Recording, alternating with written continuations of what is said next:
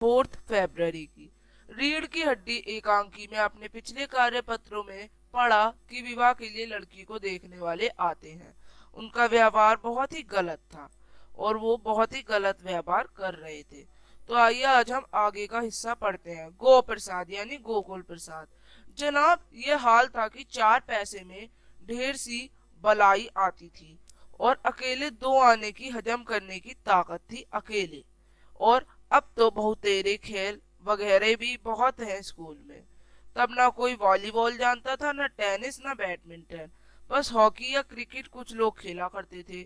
मगर मजाल की कोई कह जाए कि ये लड़का कमजोर है, शंकर और रामस्वरूप खीस निपोड़ते हुए, तो उनके बीच में ऐसी बातें चलती है। रामस्वरूप: जी हाँ जी हाँ, उस जमाने की तो बात दूसरी थी। हाँ हाँ। गोकुल प्रसाद जोशीली आवाज में: और पढ़ाई का क्या हाल था कि एक बार कुर्सी पर बैठे कि 12 घंटे की सिटिंग हो गई। 12 घंटे जनाब, मैं सच कहता हूँ, उस जमाने का मैट्रिक भी वह अंग्रेजी लिखता था फर्राटे की। आजकल के एमए की भी मुकाबले नहीं कर सकते वो। रामस्वरूप: जी हाँ, यह तो है ही। गोकुल प्रसाद: माफ कीजिएगा बाबू रामस्वरूप, उस जमाने की जब याद आती है अपने तो जब्त करना ही मुश्किल हो जाता है। रामस्वरूप: हाँ हाँ जी हाँ, वह तो रंगीन जमाना था। रंगीन जमाना, शंकर भी ही करता है। गोकुल प्रसाद एक साथ अपनी आवाज और तरीका बदलते हुए: अच्छा तो साहब बिजनेस की बातचीत हो जाए। रामस्वरूप चौंक कर: बिजनेस?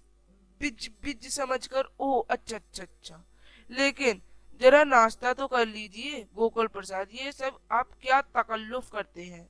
रामस्वरूप: हे, तकल्लुफ किस बात का है? हाँ हाँ, यह तो मेरी बड़ी तकदीर है कि आप मेरे यहाँ तशरीफ लाए, वरना मैं किस काबिल हूँ। माफ कीजिए, जरा अभी हाजिर हुआ। गोकुल प्रसाद थोड़ी देर बाद दबी आवाज में: आदमी तो भला है, मकान वकान से भी हैसियत भी बुरी नहीं मालूम होती। पता चले लड़की कैसी। शंकर जी: वो बात करते हैं बेटे और पिता आपस में। अब क्वेश्चंस कर लेते हैं, आज इतना ही पढ़ेंगे। गोकुल प्रसाद और रामस्वरूप बात बात पर एक हमारा जमाना था कहकर अपने समय की तुलना वर्तमान समय से करते हैं। ऐसा आपके विचारों में इसकी क्या तुलना है? ऐसा अक्सर देखा जाता है कि एक खास उम्र के लोग अपने जमाने की खूबियों को याद करके नए जमाने को कोसते हैं। किसी भी दो जमाने की इस तरह से तुलना करना किसी भी दृष्टि से ठीक नहीं है, क्योंकि समय परिवर्तनशील है, इसका परिवर्तन होता है, मूल्य अपनी प्रणाली से बढ़ते हैं। दूसरा प्रश्न: गोकुल प्रसाद विवाह को एक बिजनेस मानते हैं। इस विचार के आधार पर बताइए कि गोकुल प्रसाद के स्त्रियों के प्रति क्या विचार हो सकता है। गोकुल प्रसाद जी के लिए विवाह एक बिजनेस है। विवाह की पवित्रता और उसका मूल्य उनके लिए एक सौदे से कम नहीं है। वे अपने बेटे का विवाह करवा कर एक ऐसी पुत्रवधु लाना चाहते हैं जो उनके इशारों पर चले।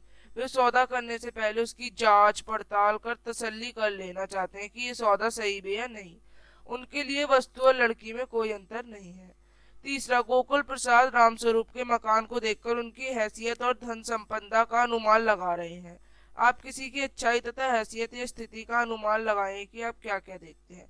हम किसी की अच्छाई, हैसियत या स्थिति का अनुमान बातचीत करने के तरीके, रहन सहन, व्यवहार आदि से देखते हैं। तो इस तरह से आप ये वर्कशीट कंप्लीट करेंगे। अब हम मिलेंगे अगली वर्कशीट्स के संग। तब तक के लिए बाय एवरीवन। आप सभी बच्चे हमारे चैनल को लाइक करेंगे, सब्सक्राइब करेंगे एंड शेयर